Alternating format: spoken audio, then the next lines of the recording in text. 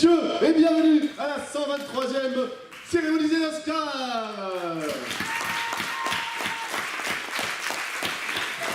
C'est un peu mou quand même. Alors écoutez. Allô. Oui, donc.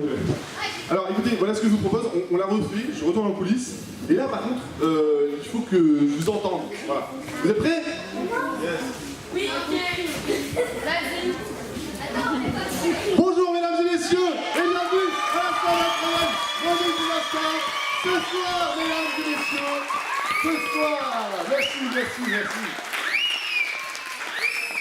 Ce soir, mesdames et messieurs, nous avons le plaisir, en avant-première, d'accueillir un très jeune talent, plein de talent, mais bon, voilà, un humoriste qu'on appelle Morgan le barman, vous l'avez peut-être déjà croisé du coup, au bar, bien sûr. Et nous allons pouvoir l'applaudir très fort. Je vous demande un tonnerre d'applaudissements, mesdames et messieurs, pour Morgan le barman.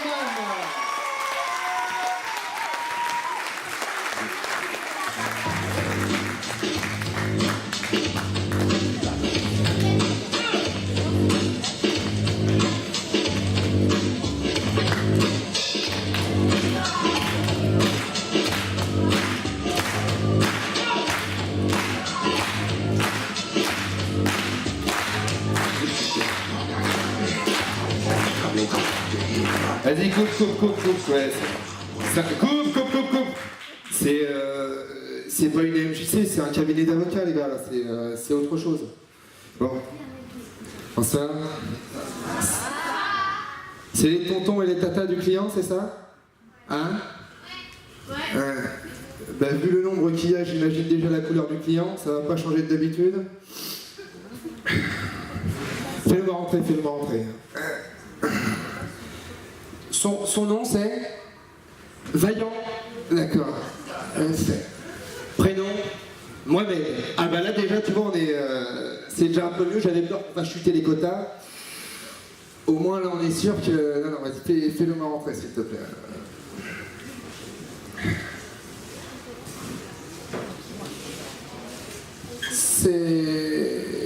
C'est le bon là, c'est lui.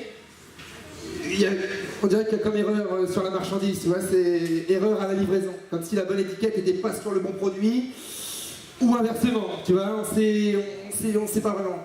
C'est heureusement qu'on fait pas dans le trafic humain, parce que là, même soldé à la 3e des marques à moins 95% ou en sortie d'usine, c'est invendable. C'est invendable ça. Et qu'est-ce qu'il lui est reproché?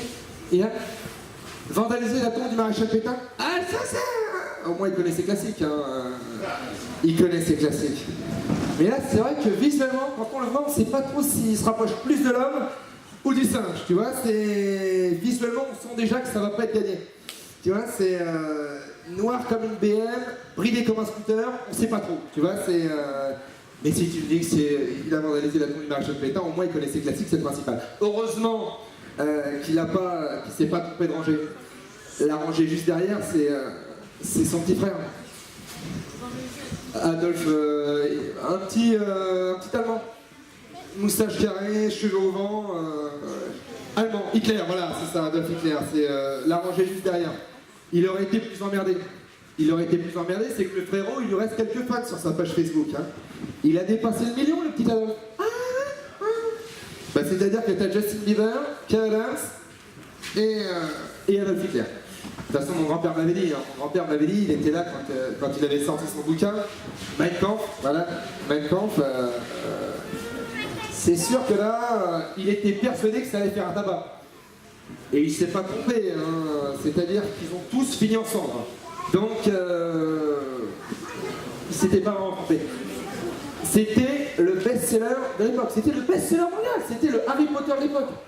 Et il n'avait pas besoin d'avoir de baguette pour avoir des pouvoirs, le gars.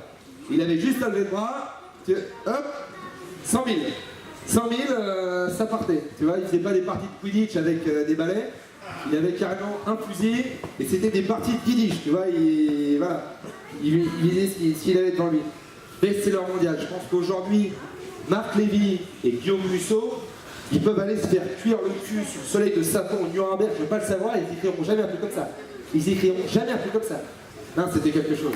C'était quelque chose. Best-seller mondial, il avait même dépassé la Bible. Il avait dépassé la Bible.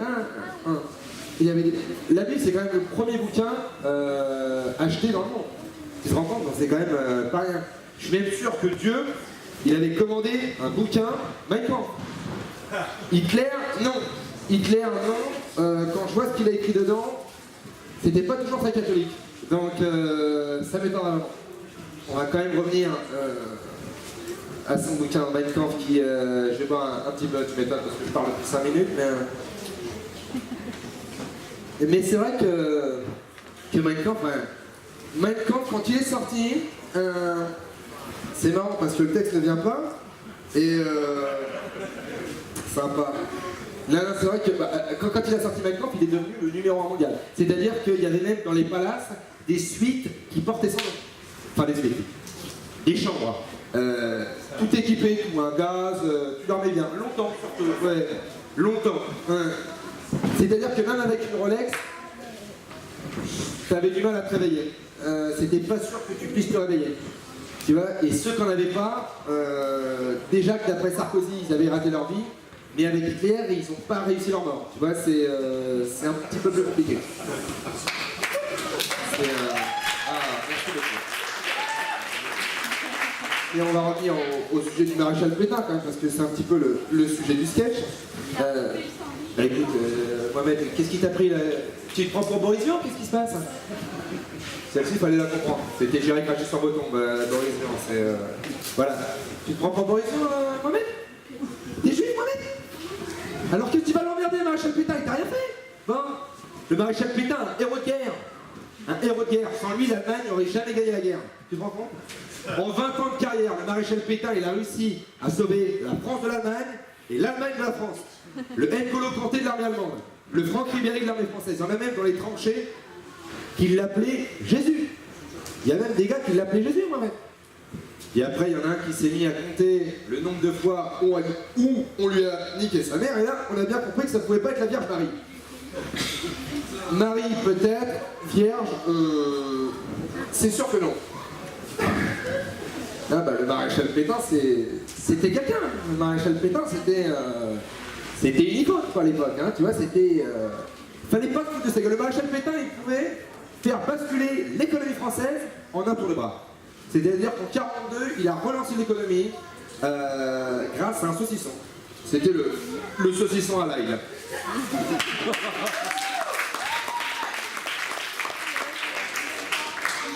C'était un blagueur, le maréchal Pétain, c'était quelqu'un qui tutoyait les anges. Hein.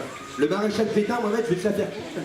Le maréchal 1, un humoriste, le Dieudonné de l'époque, ça reste toujours très controversé, même à l'époque ça l'était déjà. Mais ceci étant dit, lui, c'est pas les zéniths qui remplissaient, c'était autre chose. Et c'est vrai que s'il avait rempli les zéniths, à 35 balles la place, en un soir, il serait devenu plus riche que tous ceux qu'il avait vécu dans le public. Hein. Ça, c'est clair et net, c'est clair et net.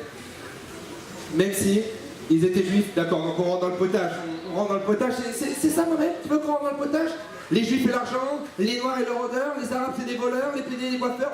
On part comme ça, Mohamed. Il va faire le Jamel Comedy Club, Mohamed. Fais le Jamel Comedy Club, j'ai l'impression que c'est fait pour toi, le Jamel Comedy Club. De toute façon, je vais même pas te défendre, Mohamed. Mohamed, déjà avec ta tête là, de diplomate tamoul, avec le charisme de Mr Bean, t'as rien à faire ici. C'est déjà joué d'avance, mon Mohamed. T'as rien à faire, Mohamed. Et ça qui me dérange, c'est parce que tu avais déjà Mohamed Vaillant avec une tête comme ça, c'est perdu. Mais qu'en plus, tu prennes du temps sur ton temps de vacances. Déjà, tu vas en Vendée, parce qu'il faut savoir que c'est en Vendée que le maréchal Pétain est enterré, et ça, je comprends pas. Tu vois, je comprends pas qu'un mec comme toi, avec une gueule comme ça, aille en Vendée. Tu vois, c'est vraiment ça, il y a des trucs qu'on n'accepte pas. Mais de toute façon, tu vas mourir. Je te dis, Mohamed, tu vas mourir dans 6 mois avec une tronche comme ça, t'es mort. Il y a un rhume qui t'emporte. Dans 6 mois, t'es plus là, Mohamed, d'accord? Dans 6 mois, t'es plus là. Le rhume, il t'emporte. Donc ne fais pas de projet. Travaille